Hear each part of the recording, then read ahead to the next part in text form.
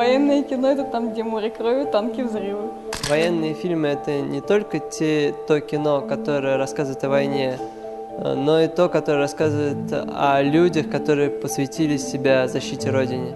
Есть хорошие фильмы про Вторую мировую. В последнее время эту тему еще немножко затаскали. Всем на каждом углу говорят, вот есть такое, такое, такое, и всем это уже начинает надоедать. Фильмы о войне выходят не каждый год и даже не каждые два. Как патриотизм, так и военная тематика, они должны присутствовать в любом фильме в какой-то определенной степени. То есть это основы, из которых строится и формируется сам кинематограф.